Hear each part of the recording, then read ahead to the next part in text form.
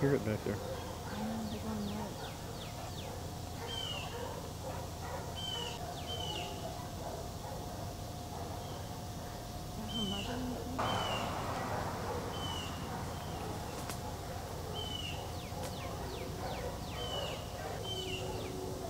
You know what she looks like?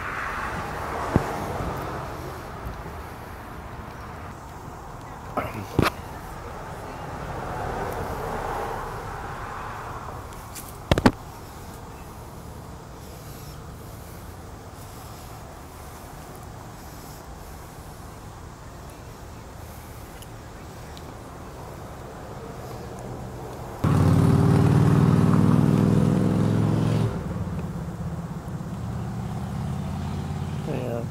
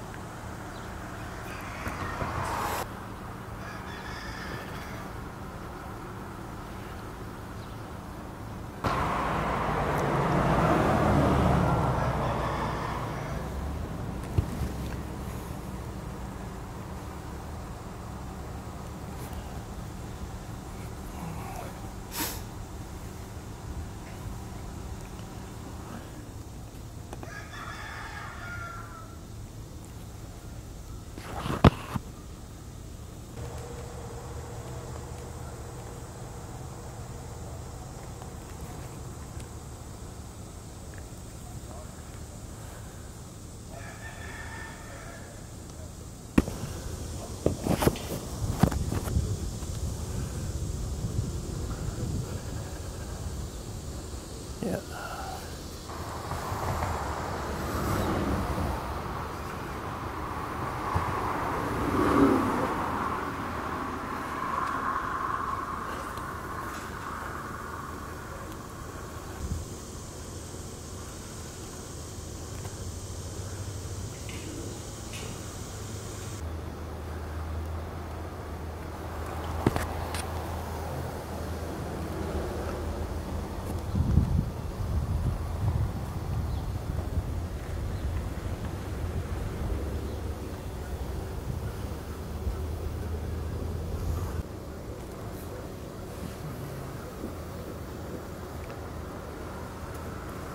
It's on the ground? Got a dent there? On the rock.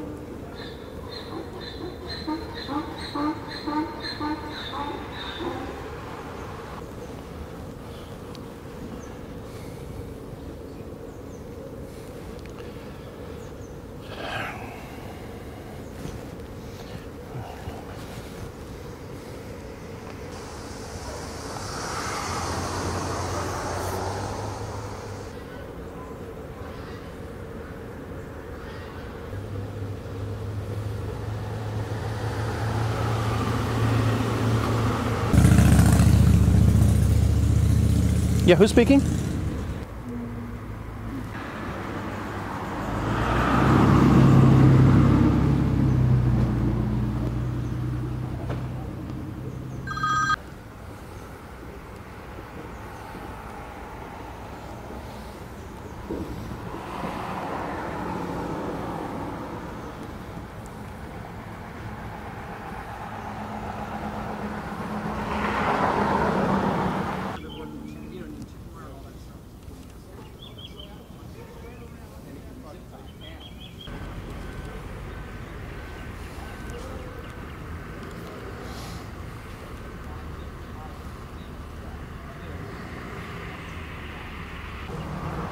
Yeah, that's what I thought it was.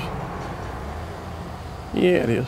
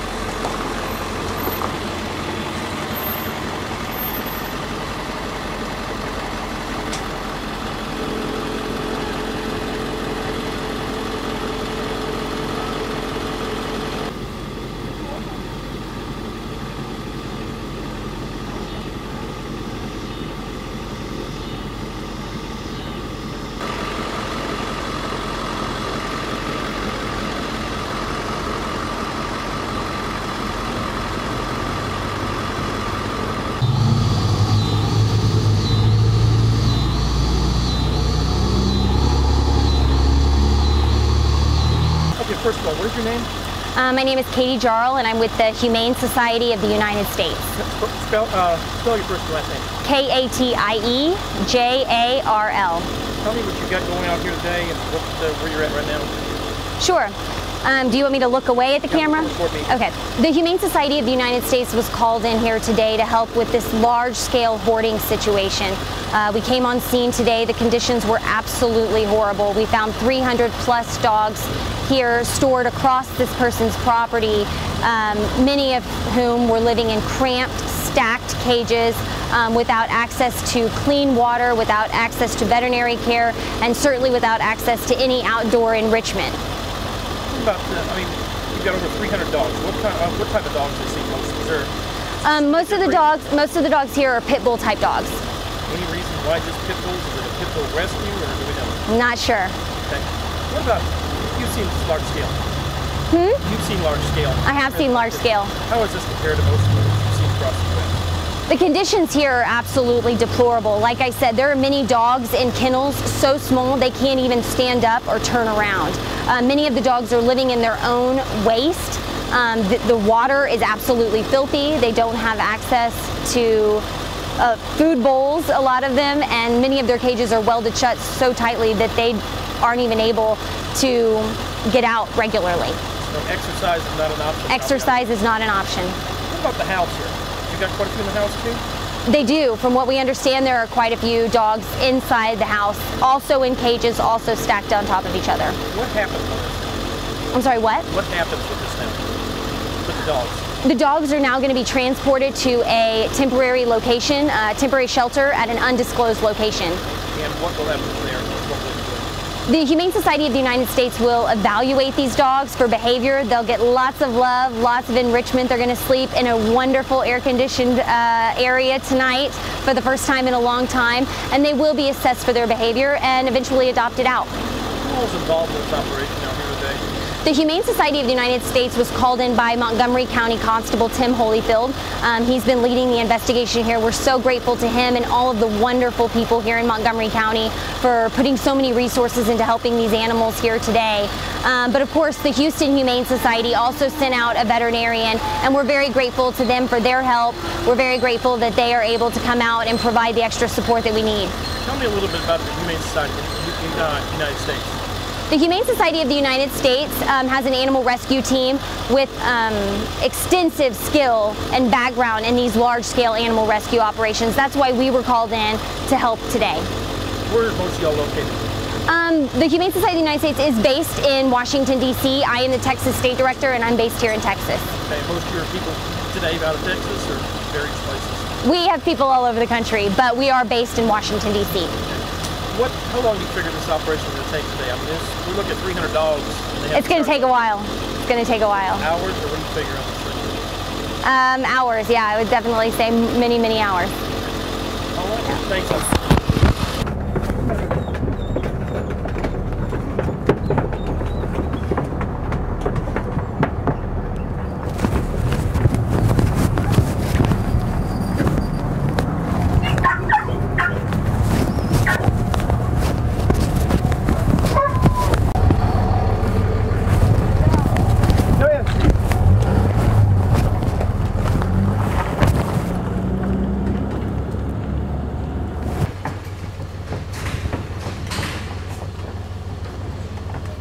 Grab some gloves out of the truck.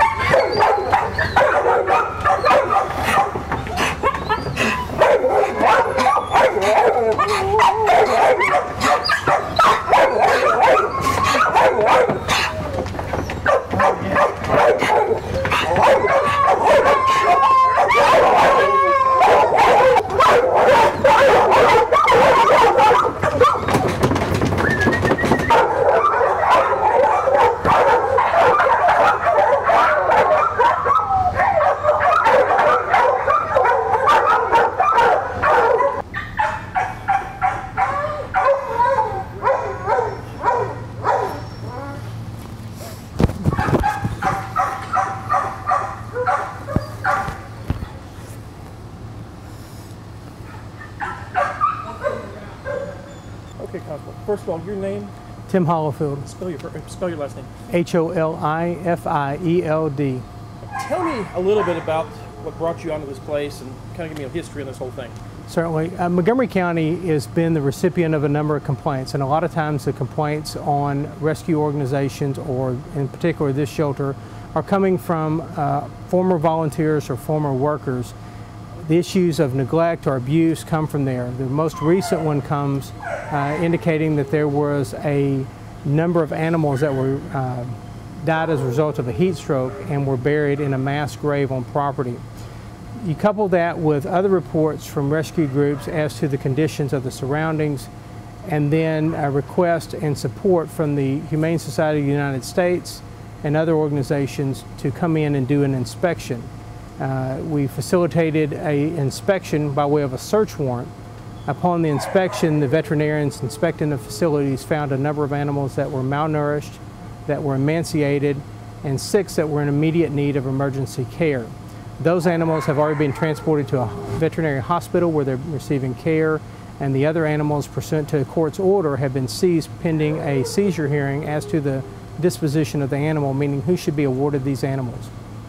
On the award of the animals, what happens on that? I mean, if Montgomery County going to get it, or is the Humane Society of the United States be able to? I mean, it's going to be a burden on either way. It's going to be a burden no matter what. What the court will have to determine is, one, is there an organization able and willing to take into custody 300 or so animals? And if so, then the court may consider that request. Montgomery County would certainly look to rescue groups and other organizations who'd be willing to rehome.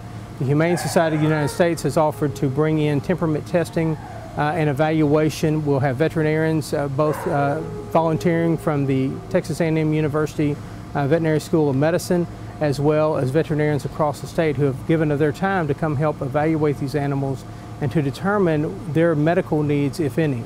Okay. What about the people now? I mean, charges, anything pending there?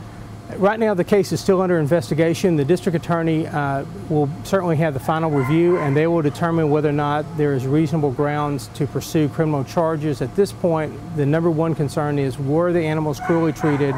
But cruel treatment includes the housing and sheltering and care of the animals. So if an animal is in a kennel that is way too small for it and doesn't have adequate space to stand up, to turn around, and yet it's housed in there for 23 plus hours a day, it may be considered cruelly treating or inhumanely caging or crating or caring for the animal. And what about that large two-story house? Are quite a few dogs in there also? It's my understanding there's 70 to 80 animals inside that house. The smell has got to be... According to the veterinarians who were doing the inspection, the odor was so horrendous that they were having to step out of the rooms to catch their breath simply because of the ammonia odor. What about, I mean, you had, Montgomery County, you've been over with the Animal Patrol for how many years now? Almost 7 years now. Have you ever seen anything this close to it? This is probably the largest scale, and when you think about it, the number of support personnel across the county with Constable Hayden's office, Constable Chumley's office, the Sheriff's Office, as well as Commissioner's offices helping to facilitate this, building maintenance, helping to transport the cages and animals. This is a large operation, and this has been going now since 8 o'clock this morning, and we're now approaching midnight, and it looks like we have 3 to 4 more hours worth of transport going on. All these animals transported, just cage by cage basically is all you're able to do? Correct. They're individually caged, and they're transported, and they'll be secured, and at the time the judge conducts the hearing, the judge will determine who should have superior right to possession of these animals. What about other conditions of the dogs? I mean, as far as, you're saying as far as the weight and everything, what about as far as nails, teeth, skin conditions? Certainly, a lot of things have been identified by the veterinarians to be very concerning, including what they refer to as urine scald, where an animal has stayed in its own urine so long that its feet begin to scald or swell, and showing pain. There was one particular animal that would simply lay on its back in the kennel simply because when it stood on its feet, due to the foot pain, it was so intolerable that the animal would rather lay on its back in its own urine and feces just simply to take the pain off its feet. Most of these look like female, quite a few females. Several of them show signs of births or recent births, and it certainly brings about questions as to have they been recently bred? If so, where are the puppies at? What's happening? Are there breeding going on? And while there's a large number, over half are unaltered, that's all very concerning to us. So we'll continue to evaluate that process also to try to determine where, if any, pups are, or whether or not they perhaps were injured or incapacitated due to the heat in recent weeks. What about now? She had quite a few employees working out there with her. How does she afford employees like that? I mean, first of all, the feed bill's got to be tremendous and something like that. Absolutely, and I think a lot of people are very supportive financially of the organization and its plight to save a breed that many times is slated as being unadoptable, not usable as a family pet. So while she's trying to do that, she has a lot of support coming in, but still the cost of operating a shelter of that magnitude with 300 plus animals, it's very costly. That they have more animals housed there than the city of Conroe's animal shelter, and that's quite a few. What about, I mean, as far as everyone says pit bulls are dangerous, they're fierce. Did you see any of that in any of these? I know it can turn real quick, but today, did you see any of that? Certainly. The animals that I dealt with, I did not see aggression. While there may be a tendency of any animal, just like any person, based upon circumstance, situation, and training, to become violent, I think every animal and every breed should be given a chance. All right. Appreciate it. Thanks.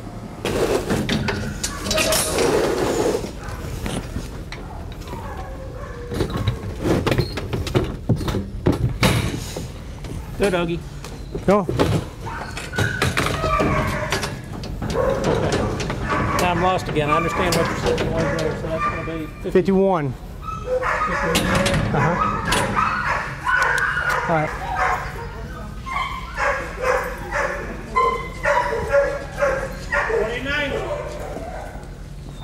Yeah, good job. 41.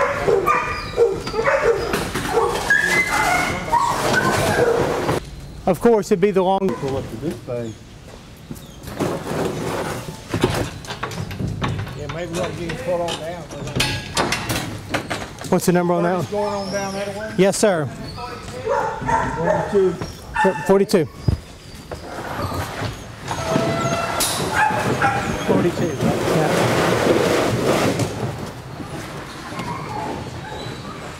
Okay, number 42, that's the guy. He may be a jumper.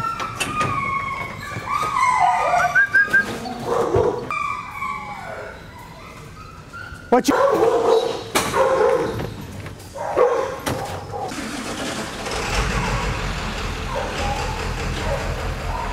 What about, as far as, I know the shelter, the costs and everything else, what, taking care of all these animals even for the next couple of days to the seizure hearing? Is any way people can help out on this? Feed, anything? Certainly, a lot of people have already came to the online bulletin boards or by email saying, what can we do to help? The number one thing that we would ask is, while it's great to want to offer to help, we have to have semblance of order, we have to have organization, and if they submit an email requesting to volunteer, while we'll accept that, there's training, there's liability issues. The one thing the Humane Society asks is, if someone's wanting to help, the things that they could help with is chew toys like Kongs or cans of peanut butter that can be placed in there to give these animals some activity during the day to lessen the stress on them during this period. If there's something somebody wanted to do that they felt like they could help out with, a jar of peanut butter, a couple of Kongs would go a long way. PetSmart Charities has been great at providing crates and food. The county has been phenomenal in providing resources to house and care for the animals. And so while we think we're in a good position today to care for the animals, the long-term care of these animals would be dependent upon those rescue groups and organizations that can help care for them in the long term. What about feed and cash donations? While the county won't accept cash donations, the Humane Society has expended tremendous resources in securing and caring for these animals, and any donation that someone would want to make to the Humane Society of the United States would certainly be appreciated, I'm sure, by them.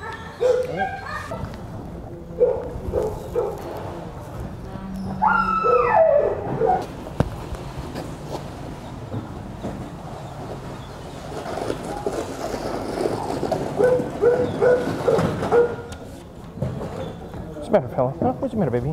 What's the matter, baby? It's okay. You're okay, baby.